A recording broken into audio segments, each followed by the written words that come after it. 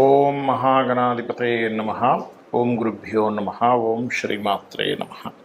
అరుణాం కరుణాతరంగితాక్షీం ధృతపాశాంకుశపుష్పబాణచాపాం అనిమాదిభిరావృతాం మయూకైః అహమిత్యేవ విభావయే భవానీం. శ్రీమాత్రే నమః. ప్రేక్షకులకి ఆ లలితాంబిక అమ్మవారి యొక్క అనుగ్రహం పరిపూర్ణంగా కలగాలని మనస్ఫూర్తిగా కోరుకుంటూ మనం ఈరోజు ఏ నక్షత్రాల్లో ఉన్నటువంటి వారికి ఆ యొక్క దోషం ఏర్పడుతుంది. సహజంగా మనం పంచాంగాలు చూసుకున్న పలానా నక్షత్రం అండి, పలానా పాదంలో పుట్టారు, మరి వీళ్ళకి దోషం అంట అని అనుకుంటూ ఉంటాం. అయితే అది ఎంతవరకు ఉంటుంది ఆ దోషం? కేవలం నక్షత్రాన్ని మాత్రమే చూసుకోవాలా? వాళ్ళ గుణగణాలని నక్షత్రంలో మేళవించి చూసుకోవాలా? అదేవిధంగా దానికి ఎటువంటి పరిహారం చేసుకుంటే బాగుంటుంది అనేటువంటి విషయాలు, మరియు దీంతో పాటు నక్షత్రం తెలియదండి కానీ నాకేదో ప్రాబ్లం ఉంది, ఆ ప్రాబ్లంకి తగ్గట్టుగా మీరే పరిహారం చేసుకోవాలి అనే విషయాన్ని ఇప్పుడు మనం చెప్పుకుందాం. అయితే ఈ యొక్క అంశాలు చెప్తుంది నేనైనప్పటికీ కూడా చెప్పిస్తుంది సాక్షాత్ లలిత అమ్మవారిగా భావిస్తూ ఒక్కొక్క రాశి గురించి, నక్షత్రం గురించి మనం తెలుసుకుందాం.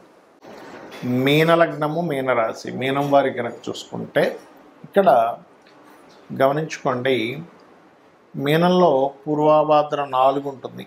పూర్వాభాద్ర 4వ పాదం అంటే చక్కటి ఆధ్యాత్మిక యోగం, క్లారిటీ ఆఫ్ మైండ్. దేని మీద పెద్దగా ఎక్స్పెక్ట్ చేయకుండా అన్నీ మనం సేవ చేద్దాం, తర్వాత చూద్దాం, ఆ రిజల్ట్ అదే వస్తుంది అనేది వంటిది ఉంటుంది. కాకపోతే ఎప్పటి వరకు గురువు పాడవకూడదు, అంటే నక్షత్రాధిపతి గురువు పాడవకూడదు. ఈ పూర్వభాద్ర 4 వారికి కూడా నక్షత్ర దోషాలు ఏమీ ఉండవు, ఏం టెన్షన్ పడకండి. ఇక ఉత్తరాభాద్ర నక్షత్రం కనుక చూసుకుంటే కాస్త ధర్మంగా ఉండాలనే ఆలోచనలు ఎక్కువగా ఉంటాయి వీరికి. అలాగే కాస్త వీరు దత్తాత్రేయుణ్ణి మరియు ఆంజనేయ స్వామిని ఆరాధించడం అన్ని విధాల ఉత్తమం. ఉత్తరాభాద్ర నక్షత్రానికి కూడా 4 పాదాలకి ఎటువంటి దోషము లేదు, గుర్తుపెట్టుకోండి. ఇక ఆఖరిగా మిగిలింది మనకి రేవతి. ఈ రేవతి నక్షత్రానికి ఏంటంటే ఇక బుధుడు కొంత నీచ పొందుతాడు. కాబట్టి సహజంగా రేవతి నక్షత్రం వారికి ఉండే సహజ లక్షణం ఏమిటంటే వీళ్ళకి ఎప్పుడు నాలెడ్జ్, కొత్త నాలెడ్జ్ తెలుసుకోవాలి, అందులో ముఖ్యంగా ఆధ్యాత్మికమైనటువంటి నాలెడ్జ్ తెలుసుకోవాలనే తపన ఎక్కువగా ఉంటుందండి రేవతి నక్షత్రం వారికి. అయితే ఈ నక్షత్రానికి దోషం కూడా ఉంది. ఎన్ని పాదాలు ఉన్నాయి అని చెప్పి చూసుకున్నట్లయితే 1వ పాదము, 2, 3 అంటే ఈ 3 పాదాలకు ఎటువంటి దోషం లేదు. కానీ 4వ పాదానికి మాత్రమే గండాంతర భాగాల్లో కనుక పడితే శిశుగండము అంటారు. అంటే 4వ పాదం గండాంతర భాగాల్లో ఉంటుందని శిశువు గండం చూసుకోవాలి. అంటే అలాంటప్పుడు ఏం చూడాలి? లగ్నం బలంగా ఉందా లేదా, చంద్రుడు చిన్నపిల్లలకు కారకుడు, చంద్రుడి యొక్క బలం ఎలా ఉంది, కేమద్రుమ యోగంలో ఉన్నాడా, పాపగత్యంలో ఉన్నాడా చూసుకోవాలి. 12 ఏళ్ల వరకు కొంచెం జాగ్రత్తగా ఎక్కడ పడితే అక్కడికి పంపించకుండా, కొంతమంది చూడండి పిల్లల్ని వదిలేస్తారు రోడ్ల మీద, అది తెలియక అది ఏమవుతుంది, ఒక్కోసారి వెళ్ళి ఎక్కడో ఏదో దెబ్బలు తగిలించుకోవడం లాంటివి జరుగుతూ ఉంటాయి. కాబట్టి వీళ్ళకి చిన్నప్పుడే రేవతి నక్షత్రం 4వ పాద శాంతి చేయించుకొని నిత్యము వారికి విష్ణు సహస్రనామాలు వినేలా చేయండి. ఆ దోషం, ఆ యొక్క నామాలు వినడం ద్వారా దోషం పోతుంది, గుర్తుపెట్టుకోండి. అదొకటి చేయొచ్చు. ఇంట్లో వీలున్నప్పుడల్లా కూడా సంవత్సరానికి ఒకసారో 2 సంవత్సరాలకు ఒకసారో సుదర్శన హోమం ఆ పిల్లవాడిని కూర్చోబెట్టి చేసినట్లయితే 12 ఏళ్ల లోపల ఉండేటువంటి గండములు తొలగిపోతాయి.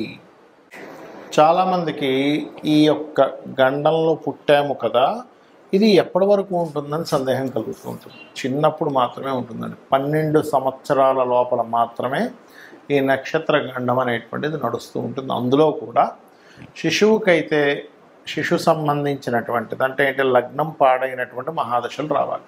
అంటే లగ్నం మీద పాపగ్రహ సంచారము, లగ్నాధిపతి వెళ్ళి పాపగ్రహాలతో కూడి ఉన్నటువంటి మహాదశ అంతర్దశలు రావడం, దానికి గోచారం అనుకూలించినప్పుడు మాత్రమే చిన్నతనంలో అనారోగ్యంతో బాధపడతారు.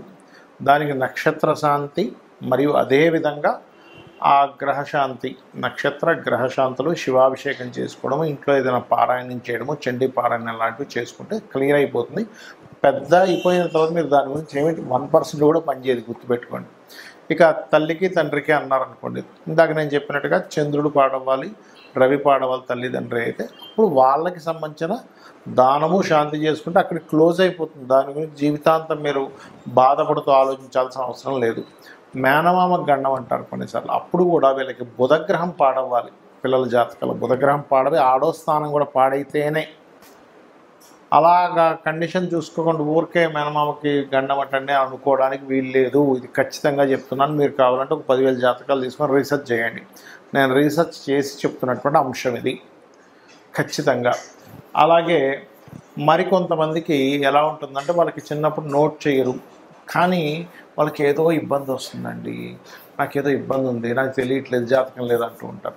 అలాంటప్పుడు 2 విధానాలుగా మనం తెలుసుకోవచ్చు. ఒకటి ప్రశ్న వేసి తెలుసుకోవచ్చు, అంటే వాళ్ళు అడిగిన సమయానికి ప్రశ్నలో వస్తుంది ఒకటి. ఇక రెండవది ఏంటంటే మనకున్న సమస్య బట్టి మనం తెలుసుకోవచ్చు. అంటే ఎలాగా, జీవితంలో అనీజీగా ఉంటున్నాను, ఎప్పుడు ఎవరి మీద ఒకరి మీద ఆధారపడుతున్నాను, నేను ఎప్పుడు ఎదగలేకపోతున్నాను అన్నప్పుడు లగ్నం ఎక్కడో పాడైంది, దశమం పాడైంది అని అర్థం చేసుకోవాలి. అలాంటప్పుడు మీరు ముఖ్యంగా చేయవలసింది ఏంటంటే లక్ష్మీ నృసింహస్వామి యొక్క ఆరాధన అద్భుతంగా పనిచేస్తుంది. అది మీకు లగ్నమా రాస ఏమక్కర్లేదు, లేదా హనుమత్ ఆరాధన మీకు ఖచ్చితంగా ఒక స్టేజ్కి తీసుకెళ్తారు స్వామివారు. కాకపోతే నమ్మకంగా చేసుకోండి. ఇక రెండవది ఏమంటే నాకు ఫైనాన్షియల్గా చాలా ఇబ్బంది ఉందండి అంటే మీకు కనుక జాతకం తెలిస్తే, మీ జాతకం ఉంటే కనుక 2వ భావం ఎలా ఉందో చూసుకోవాలి. 2వ భావాన్ని ఏ గ్రహాలు కవలించున్నాయి, ఏ గ్రహాల మధ్య ఉంది, పాపకత్తెరలో ఉందా, లేకపోతే దానికి వ్యతిరేకమైనటువంటి మహాదశా ఫలితాలు జరుగుతున్నాయి చూసుకోవాలి. అలాంటప్పుడు లలితా సహస్రనామాల్లో చక్కగా మీరు ఓం సంపత్కరీ సమారూఢ సింధుర వ్రజసేవితాయ ఏ నమః అనుకోవచ్చు. అదేవిధంగా ఓం ధర్మాధ్యక్ష ధనాధ్యక్ష ధనధాన్య వివర్ధనీయే నమః చదువుకోవచ్చు. అలా కాదండి, కొంతమంది అంటుంటారు ఏమండి మాకు అన్నదమ్ములతోని అక్క చెల్లెలతోనే నా జీవితం అంతా పాడైపోయింది, మరి ఇప్పుడు ఎలాగా, నాకు వాళ్ళ నుంచి ఇంకా విముక్తి కలగదా. ఇక్కడ మనం అర్థం చేసుకోవాల్సింది ఏమిటంటే అసలు వీళ్ళతో ఎందుకు వస్తుంది గొడవ, పూర్వజన్మల నుంచి వస్తున్నటువంటి వాసన అది. పూర్వజన్మల్లో మీరు ఇబ్బంది పెట్టి ఉంటారు వాళ్ళు, అందుకని ఇప్పుడు ఈ జన్మలో వారు మిమ్మల్ని ఇబ్బంది పెడుతున్నారనే విషయాన్ని అర్థం చేసుకొని వాళ్ళతో మొట్టమొదటిగా చేసుకోవాల్సిన రెమెడీ ఏంటంటే మీరు ఫస్ట్ గొడవలు మానేయాలి. చేస్తున్నా కొద్దీ జన్మలు వెళ్తూ ఉంటుంది, గుర్తుపెట్టుకోండి.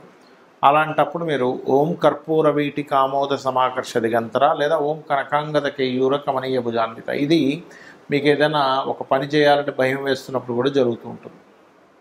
ఇక విద్య అబ్బదు కొంతమందికి.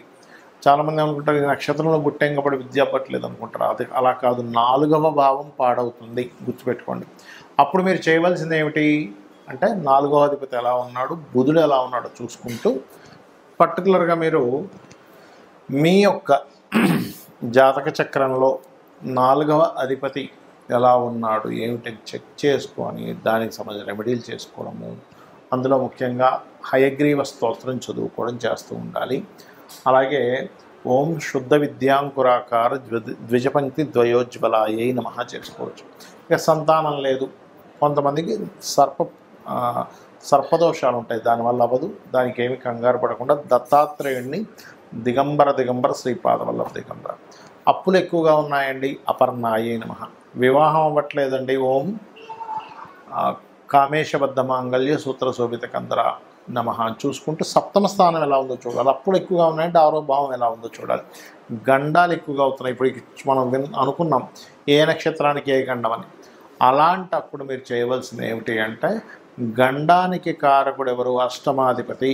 సడన్ ఇన్సిడెంట్స్, సడన్ గ్రోత్ ఉంటుంది, సడన్ డౌన్ ఉంటుంది అంటే అష్టమాధిపతి వల్ల. బాగుంటేనేమో ఒక్కసారిగా 2-3 సంవత్సరాల్లోనే కోట్లకు పడగెత్తారు, బాగోపోతేనేమో డౌన్ అవుతారు. ఇది ముఖ్యంగా చూసుకోవాలి.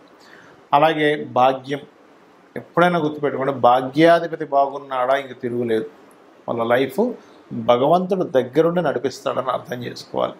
పాడయ్యాడా, ఓం హరనేత్రాగ్ని సందగ్ధ కామ సంజీవన ఔషధి. కెరియర్ సరిగ్గా లేదండి, ఓం మాణిక్య మకుటాకార జానుద్వై విరాజితాయ నమః. బెల్లము దానంగా ఇవ్వడం, నువ్వులు దానంగా ఇవ్వడం, గోవులకి భక్తి శ్రద్ధలతో భావనతో గోవులకు బెల్లం తినిపించడం చేయండి. ఏమంటే సక్సెస్ రేట్ లేదా ఆనందం రేట్ లేదనుకునేటువంటి వారు ఓం ఇంద్రగోప పరిక్షిప్త స్మరతోనాభజంగికాయే నమః చేసుకోవాలి. లేదంటే విదేశాలకు వెళ్దాం అనుకుంటున్నాను అన్నప్పుడు ముందు అసలు మీకు విదేశీ యోగం ఉందో లేదో చూసుకొని ఇన్వెస్ట్మెంట్స్, విదేశాలు, తండ్రి యొక్క ఆస్తి అంతా కూడా 12వ స్థానంలో ఉంటుంది కాబట్టి విదేశీ వెళ్ళే యోగం ఉందండి, కానీ ఎక్కడో ఆటంకాలు జరుగుతున్నాయి అన్నప్పుడు హనుమాన్ చాలీసా చదవండి ఉదయం సాయంత్రం. ఖచ్చితంగా మీకు ఆ స్వామివారు మీకు ఏదైతే అవయోగంగా ఉందో ఆ యొక్క అడ్డును తొలగించి మీ యొక్క సంకల్పం నెరవేరేలా చేస్తారు. శ్రీమాత్రే నమః.